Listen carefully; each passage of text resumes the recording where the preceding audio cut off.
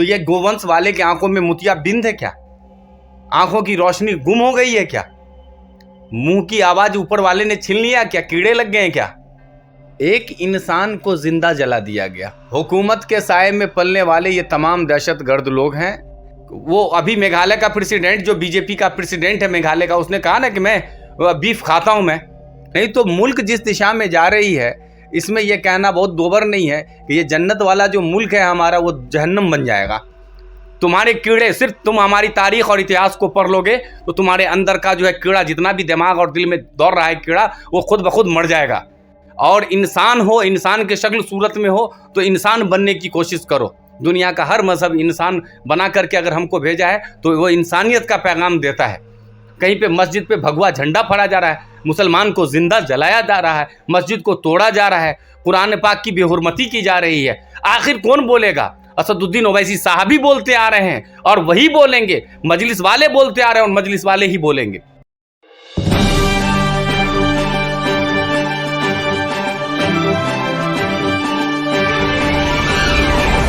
नमस्कार, आप देख रहे हैं समाचार पॉइंट। आपके साथ मैं साजिद अली। देश की राजधानी दिल्ली में एक सांसद पर जानलेवा हमला होता है। एक बार नहीं, बारंबार कईयों बार जान से मारने की धमकी दी जाती है, गोलियां भी चलाई जाती है बार बार। लेकिन आखिर कौन है वो लोग, क्या उनका मंशा है? उन्हीं मसले पे बात करने की कोशिश करते हैं। हमारे साथ है MIM नेता नसर नवाब साहब। सबसे पहले नसर नवाब साहब अपना परिचय दे दें। जी, नसर नवाब मेरा नाम है। मैं बिहार प्रदेश यूथ का AIM का ज्वाइंट सेक्रेटरी हूँ। सबसे पहले आपके चैनल के ज़रिए आज भारत रत्न मौलाना अबुल कलाम आज़ाद रहमतुल्लाह अलैह का यौम वफ़ात का दिन है। उन्हें हम खैराज़ अक़ीदत पेश करते हैं। और दूसरी सबसे बड़ी बात है कि जिस मौजू पे आपने अभी कहा है, उस मौजू पे जितना भी मज़म्मत किया जाए कम है। क्योंकि देश का वो मंदिर जिसमें तमाम सांसद चुन के आते हैं, जहाँ पे तमाम सांसद मुल्क के फलाह व बहबूद के लिए डिस्कस करते हैं, डिबेट करते हैं, लोगों के जनमानस की समस्या पे चर्चा करते हैं, सवाल उठाते हैं, उनके मुद्दे को उठा करके फिर उनके मुद्दों को सॉल्व करते हैं, जिन्हें लाखों जनता मिल करके एक सांसद को बनाती है, चुनती है और वो फिर वहाँ संसद में जाते हैं। ऐसे सांसद आज के वक्त में जनाब अलहाज बैरिस्टर असदुद्दीन ओवैसी साहब के घर पे जो अभी हमला हुआ है, इसकी मैं पुरजोर मजम्मत करता हूँ, कड़ी निंदा करता हूँ। और मैं आपके चैनल के माध्यम से तमाम लोगों को ये कहना चाहता हूँ कि ये कोई आज ये पहला वक्त नहीं है जब ये बैरिस्टर साहब के रेसिडेंस पे पहली बार कोई हमला हुआ है या पथराव किया गया है। जब यूपी विधानसभा का चुनाव चल रहा था तो उनके ऊपर जो है जानलेवा हमला हुआ था। गोली से मारने की से कोशिश की गई थी, जान लेने की कोशिश की गई थी, गाड़ी पे अटैक हुआ था। तो बताइए, जब आप मुझसे आगे आप कह रहे हैं तो आप बताइए, आप लोग मीडिया वाले हैं, आप लोग बताइए कि देश में फिर आम जनता का क्या हाल होगा। देश की राजधानी दिल्ली है, वहाँ एक सांसद सुरक्षित नहीं है। अब तक कोई पता नहीं है कि किसने पत्थरबाजी की है। कुछ लोग तो कह रहे हैं बीजेपी वाले कि बंदर का काम होगा, बंदर ने पत्थर से इधर से उधर कर दिया होगा। अब चूंकि 2014 के बाद जब बीजेपी की हुकूमत आई है, तब से लेकर के ये इन लोगों ने खेल और तमाशा बना दिया है तमाम निज़ाम को। अब मैं आपको बता दूं कि ये खुन्नस जिन्होंने जिस तरह के दहशतगर्दों ने जिस खुन्नस को निकाला है, उसकी वजह यह है कि राजस्थान में जो नासिर और जुनैद के घर पे ताजियत के लिए अलहाज बैरिस्टर असदुद्दीन ओवैसी साहब गए थे, उस ताजियत के बाद वो रास्ते में ही थे या वो पहुंच चुके थे, उसी दरमियान में पत्थरबाजों ने, दहशतगर्दों ने उनके ऊपर वो किया। सबसे बड़ी बात है, मैं चंद वक्त लेकर के मैं आपको बता दूं कि आप लोग तो हर खबर से बाखबर हैं, लेकिन ये समाज और जनता के सामने हम अपने आपके चैनल के माध्यम से रखना चाहते हैं। जुनैद और नासिर, एक तो गौ तस्करी का उस पर कोई आरोप भी नहीं या ना ही वो करता था। एक इंसान को जिंदा जला दिया गया। जिंदा जलाने के बावजूद अभी तक उसका जो सबसे बड़ा आरोपी है मोनू मानेसर, वो अभी तक पुलिस की गिरफ्त से फरार है। मोनू मानेसर का तो देखा जा रहा है हिस्ट्री, तो बड़े बड़े नेता के साथ उठना बैठना उनका, सेल्फी बहुत ज़्यादा वायरल हो रहा है। इसलिए कांग्रेस की हुकूमत को यहाँ चुप्पी नहीं तोड़ेगी। कांग्रेस की हुकूमत तो खुद तुष्टीकरण की राजनीति कर रही है। हाथरस का मामला था, हाथरस में जब ये घटना हुई थी वहाँ, तो ये बड़े मार खा करके पुलिस से धक्का मुक्की करके सोनिया गांधी, राहुल गांधी वहाँ पहुँचे थे। आज हमारे नेता जनाब अलहाज बैरिस्टर असदुद्दीन ओवैसी साहब जब जुनैद के घर पे जाते हैं, नासिर के घर पे जाते हैं, वहाँ उनकी ताजियत करते हैं, उनकी दिलजोई के लिए जाते हैं, तो उसके बदले में इस नेता के साथ क्या क्या उनके घर पे पथराव किया जाता है। ये कौन लोग हैं, कौन इसे पथराव करने वाले हैं कौन? किसी के जान लेने का अधिकार किसने दिया है? हुकूमत के साए में पलने वाले ये तमाम दहशतगर्द लोग हैं। मैं राजस्थान की हुकूमत से मैं गुजारिश करता हूँ कि वो इस पर सीबीआई जांच गठित करे, और राजस्थान पुलिस से, हरियाणा पुलिस से मैं कहना चाहूँगा, मैं मुतालबा करता हूँ कि वो तमाम इस तरह के दहशतगर्द को जल्द से जल्द हिरासत में ले और उस पर कड़ी कार्रवाई कराए। नहीं तो मुल्क जिस दिशा में जा रही है, इसमें यह कहना बहुत दोबर नहीं है कि ये जन्नत वाला जो मुल्क है हमारा, वो जहन्नम बन जाएगा।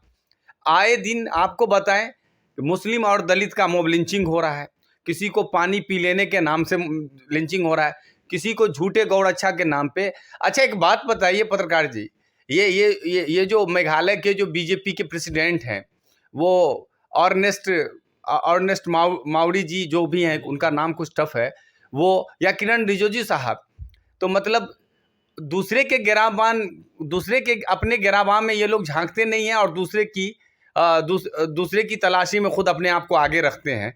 क्या ये लोग खा रहे हैं? इस पे क्यों नहीं कोई मीडिया क्यों नहीं सवाल कर रही है? गाय का तस्करी करने गए थे जुनैद और नासिर। बिल्कुल नहीं, उनके घर से उनको किडनैप किया गया था। किडनैप करने के बाद जो है फिर उनको यहाँ से वो राजस्थान से उठा करके हरियाणा लाया गया और वहाँ पर जो है बोलोरो में बेल्ट से बांध करके उनको जिंदा जला दिया गया। आखिर क्या असदुद्दीन ओवैसी साहब भी पहले क्यों पहुंचे वहां? पहुंच तो राहुल गांधी भी सकते थे, विपक्ष के नेता राजस्थान में बीजेपी भी पहुंच सकते थे, लेकिन कोई नहीं पहुंचा वहां पे विपक्ष के नेता। सिर्फ और सिर्फ वहां पे असदुद्दीन ओवैसी पहुंचते राजस्थान में। ऐसा क्या जल्दीबाजी थी, उनको क्या जरूरत थी जाने का? देखिए, जिसको जनमानस का, आम आवाम का, जिनके दिलों में, जिस रहनुमा को अपने दिल में ये ख्याल होगा कि हाँ मैं एक रहनुमा हूँ, तो वो रहनुमा आम आवाम के दर्द में हमेशा कोशिश करेगा कि पहले जा कर के हम उनकी ताज़ियत करें, उसकी दिलजोई करें, उनके दर्द में हम शरीक हुए। हमारे बैरिस्टर असदुद्दीन ओवैसी साहब उसमें सबसे पहले पहुँचे हैं। उन्होंने खुद ये पैगाम दिया है गहलोत साहब को कि वो भी हमें ताज़ियत करें, इस मुद्दे पे कुछ बोलें, उसके परिवार के लिए कोई आशरा का तलाश करें। तो ये मजलिस के जो भी रहनुमा हैं, चाहे वो हमारे सदर बैरिस्टर असदुद्दीन ओवैसी साहब हो, जनाब अख्तरुल ईमान साहब हो, या फिर एडवोकेट आदिल हुसैन साहब हो, इम्तियाज़ जलील साहब, वारिस पठान साहब हो, या जो भी दीगर हमारे शीर्ष नेतृत्व से लेकर के निम्न स्तर, निचले तबके के जो भी हमारे सिपाही हैं, वो हम लोग आंसू पोंछने का काम करते हैं। उसमें हम लोग तफरीक नहीं देखते कि ये भाई ये हिंदू है या मुसलमान है या सिख है या क्रिश्चियन है, ये गरीब है या अमीर है, ऐसा नहीं है। मैं आपको आपने इससे पहले जो सवाल किया है गोवंश पे और गोरक्षा के ऊपर, तो ये गोवंश वाले की आंखों में मोतियाबिंद है क्या? आंखों की रोशनी गुम हो गई है क्या? मुंह की आवाज ऊपर वाले ने छीन लिया क्या? कीड़े लग गए हैं क्या? वो अभी मेघालय का प्रेसिडेंट, जो बीजेपी का प्रेसिडेंट है मेघालय का, उसने कहा ना कि मैं बीफ खाता हूं, और बीफ खाता हूं और इससे मेरे पार्टी को कोई एतराज नहीं है। वहां पे उसके कंठ बैठ जाते हैं क्या? इन लोगों को वो दिखता नहीं, बस खुन्नस निकालते हैं मुसलमानों से। मैं ऐसे लोगों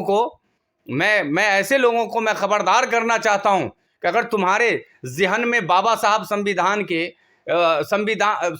के उलट अगर कीड़े पैदा हो गए हैं, तो सबसे पहले मुसलमानों की तारीख को तुम जाके पढ़ो, हमारी कुर्बानियों को जाके पढ़ो। मुल्क की आज़ादी से पहले जितनी भी हमारी कुर्बानी है, वो तमाम कुर्बानियों को देखो, और 1947 के बाद जो हमने वोट दिया है तुम लोगों को, और फिर उसके बदले में तुमने हमारे ऊपर हमारी क्या खिदमत की है, उसको भी पढ़ो। तुम्हारे कीड़े, सिर्फ तुम हमारी तारीख और इतिहास को पढ़ लोगे तो तुम्हारे अंदर का जो है कीड़ा, जितना भी दिमाग और दिल में दौड़ रहा है कीड़ा, वो खुद ब खुद मर जाएगा। और इंसान हो, इंसान के शक्ल सूरत में हो, तो इंसान बनने की कोशिश करो। दुनिया का हर मजहब इंसान बना करके अगर हमको भेजा है तो वो इंसानियत का पैगाम देता है। किसी को जिंदा जला देना एक दरिंदा का काम है। आतंक का जो बाप होता है वो आतंकवादी का ये काम है। मोनू मानेसर का अभी तक रिहा होना ये कमजोर सरकार की कमजोर नीति और तुष्टीकरण की जो पॉलिसी है इसको जगजाहिर करती है। मैं हुकूमत से मैं मुतालबा करता हूं कि इस तरह के क्रूर आतंकी चेहरे को और इस मिजाज के विचारधारा के लोगों को जल्द से जल्द अपनी गिरफ्त में ले और गिरफ्त में लेकर के कड़ी से कड़ी सजा दिलवाए, ताकि आम आवाम का जो है विश्वास जो है सरकार पे, हुकूमत पे और तमाम संविधान पे बना रहे। इस तरह से बाबा साहब अम्बेडकर के संविधान को मिटाया जा रहा है। एक तरह से कहीं पे मॉब लिंचिंग किया जा रहा है, कहीं पे दलित के बच्चों को पीटा जा रहा है, कहीं औरतों पर अत्याचार किया जा रहा है, यहाँ पर जॉब की बात नहीं हो रही है, कहीं पे मस्जिद पे भगवा झंडा फहरा जा रहा है, मुसलमान को जिंदा जलाया जा रहा है, मस्जिद को तोड़ा जा रहा है, कुरान पाक की बेहुरमती की जा रही है। आखिर कौन बोलेगा? असदुद्दीन ओवैसी साहब ही बोलते आ रहे हैं और वही बोलेंगे, मजलिस वाले बोलते आ रहे हैं और मजलिस वाले ही बोलेंगे। इसमें कोई ऐसा नहीं है। दूसरा, कितना कहा गया है तो इमरान साहब गए। मैं तारीफ करता हूं डॉक्टर मिराज हुसैन साहब का, जिन्होंने वो नासिर और जुनैद के घर पे जाकर के ताज़ियत किया है और वो खुल कर के आए हैं। मैं कहूँगा कि अगर इसी तरह से अगर इंसानियत, गैरत और इंसानियत अगर जिंदा है राजस्थान के तमाम 8-9 विधायक में, तो अगर तुम गैरतमंद हो, जर्रा बराबर भी तुम में इंसानियत का जज्बा और ईमान है, तो उस घर वाले के साथ जाके खड़े हुओ। तुम अपने पार्टी से पहले सवाल करो। अगर तुम अपने पार्टी से सवाल नहीं करोगे तो तुम्हें कोई हक नहीं है विपक्ष में बीजेपी हो या दूसरा उससे सवाल करो, चूंकि वहाँ तुम्हारी हुकूमत है, तुम्हारी सरकार है। अभी तक हरियाणा पुलिस भी सोई हुई है, राजस्थान पुलिस भी सोई हुई है, दिल्ली पुलिस भी सोई हुई है। दिल्ली पुलिस से मुराद के ओवैसी साहब पे अटैक हुआ है, वो भी इसे अभी तक जो भी इसे ये पथराव करने वाले हैं किसी को पकड़ा नहीं गया है, अभी कोई कार्रवाई नहीं है, कुछ कहाँ पुलिस सोई हुई है, इस पे क्या कहना चाहेंगे? देखिए, सदर मोहतरम जनाब अलहज बैरिस्टर असदुद्दीन ओवैसी साहब के लिए जो मैं बात में बीच में रुक गया था, उनके रेसिडेंस पे जो हमला किया गया, पथरावबाजी किया गया है, मैं इससे बड़ी बात है कि उनके ऊपर जानलेवा हमला भी तो हुआ है। 8-10-12 राउंड की फायरिंग भी तो हुई थी यूपी विधानसभा चुनाव में। तो ये लोग, हमारे सदर मोहतरम खुद कहते हैं कि जब जुनैद और नासिर को जिंदा जलाया जा सकता है तो बाकी वो किस खेत की मूली है? मतलब कि ये देश के और लोग किस खेत की मूली? मतलब मौत का परवाह नहीं है उनको बिल्कुल के लिए। लेकिन ये चीज को सरकार को सुनिश्चित करना है, एश्योर करना है उनकी सुरक्षा को। सरकार को भूलना नहीं चाहिए कि वो एक सांसद हैं, करोड़ों लोग उनके अनुयायी हैं, उनके फॉलोवर्स हैं, और सरकार इस तरह से जो है बेसूद की अगर नींद सो रही है तो इसका रिजल्ट आगे अच्छा नहीं हो सकता है। ये जो भी फितना अंगेज लोग हैं, दहशतगर्द लोग हैं, इनके इनके विचारधारा इतने स्वतंत्र हो जाएंगे कि आम आवाम का रहना जो है बड़ा मुश्किल हो रहा है और हो चुका है, और आगे क्या नौबत होगी ये सरकार को बखूबी पता है। तो सरकार से हम लोग हमेशा मुतालबा करते हैं कि सबसे पहले हमारे सांसद, हमारे सदर मोहतरम जो एक राष्ट्रीय पार्टी के राष्ट्रीय अध्यक्ष हैं, वो उनके सुरक्षा को मुतय्यन किया जाए, उनकी सुरक्षा को सुनिश्चित किया जाए, तभी आम आवाम का विश्वास पैदा होगा। जिंदगी को नदारद करने से पहले है कि सरकार स्ट्रिक्ट कदम ले।